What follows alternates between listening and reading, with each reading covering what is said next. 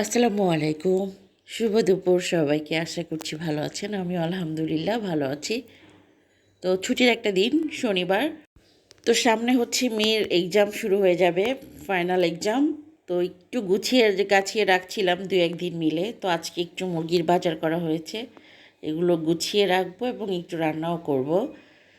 তো ওগুলো গুছিয়ে রেখে আমি ডাল বসিয়ে দিয়েছি, ভাত বসিয়ে দিয়েছি। রান্না হবে খুবই শর্টকাট মেনু। যেহেতু অন্য অন্য কাজকর্ম গুছিয়ে নিতে হয়েছে, তো আমি আর মানে মেনু বাড়ালাম না। যদিও হাজব্যান্ড বাসায় আছে, তো সেই ভদ্রলোক বাসায় থাকলে আবার একটু খাবার দাবার খেতে পছন্দ করে। তো এই যে চিকেন রান্না করব, এটা ধুয়ে রেখে দিয়েছি। আর কিছু ফ্রিজে ডিপ করে রেখেছি। তো ওদিক দিয়ে কাজকর্ম চলছে। আর ওই যে আমার ছোটো কন্যা আপন মনে খেলছে, আর বড়টা গেছে গোসলে। আর তাদের পিতা বাসায় আজকে, তো তার বাসায় থাকলে তার এই টেবিল আর চেয়ার হচ্ছে তার মানে স্পেশাল বন্ধু। তো এই যে কন্যাদের গোসল হয়ে গিয়েছে, তারা গোসল করে নিয়েছে। একটু আর্লি করে, শীতের দিন ঠান্ডা পানি দিয়ে করানো হয়, বাট একটু আর্লি করে দিই। গরমের দিন একটু লেট করতো, মোটামুটি 2টা বেজে যেত গোসল করতে, 2টা 2:30। তো যাই হোক, তারা ফ্রেশ এখন। বলছে যে খিদে পেয়েছে, খাবার দাও। তো আমি ওই দিক দিয়ে রান্নাবান্না তখনও শেষ হয়নি। আমি মাংসটা কষিয়ে নিচ্ছি। আর আজকে আলু দিয়ে ঝোল করব। আর ঝালটাও কম দিয়েছি যেহেতু বাচ্চাদের জন্য। তো এই ছিল ব্যাপার। তো এখানে মাংস কষিয়ে নিচ্ছি।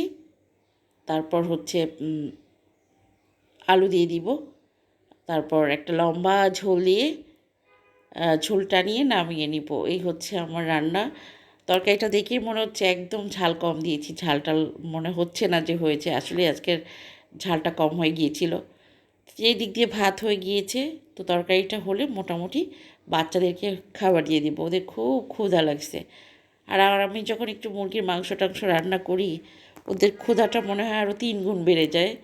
খালি পিছন দিয়ে ঘুরতে থাকে, তোমার কি রান্না শেষ হয়নি? এই হচ্ছে ব্যাপার। তো যাই হোক, রান্নাবান্না অলমোস্ট হয়ে গিয়েছে। তো এখন নামিয়ে নিব, বাচ্চাদের খেতে দিয়ে দিব।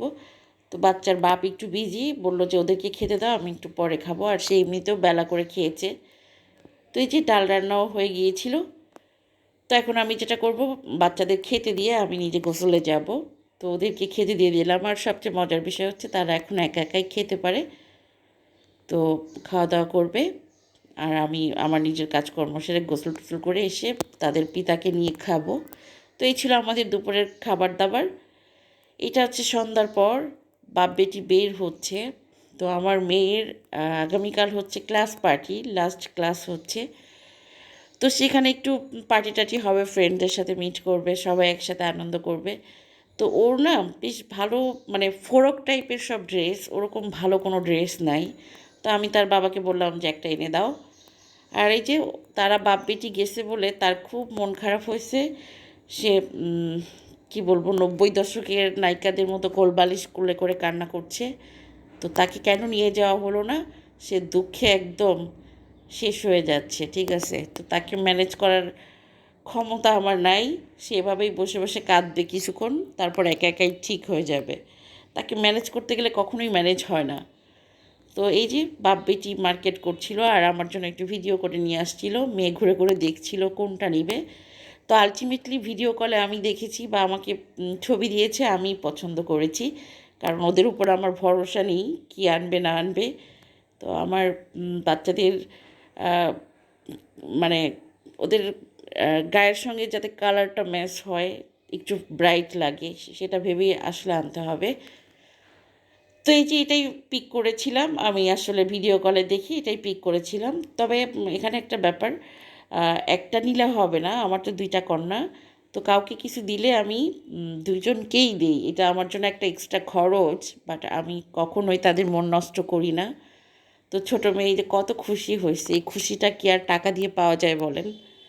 আমি সব সময় ছোটো, ওদের ওদের জন্মের পর থেকেই, যখন কিনা আমার ছোটো বাচ্চাটা একেবারেই ছোটো, এগুলো বোঝারও ওর ক্ষমতা নেই, ঠিক তখন থেকেই আমি আমার বড় মেয়ের জন্য কিছু কেনাকাটা করলে তার জন্য কেনাকাটা করি, যাতে কোনো রকম খারাপ প্রভাব তার মনে না আসে বা সে কষ্ট না পায়। আমার 2 চোখে আমার 2 সন্তান। তো যাই হোক, এখানে আমি হচ্ছে রাতে খাবার টাবার গরম করছি, খাবার টাবার দিয়ে দিব। তো এই ছিল ছোট্ট ভিডিও। আল্লাহ হাফিজ।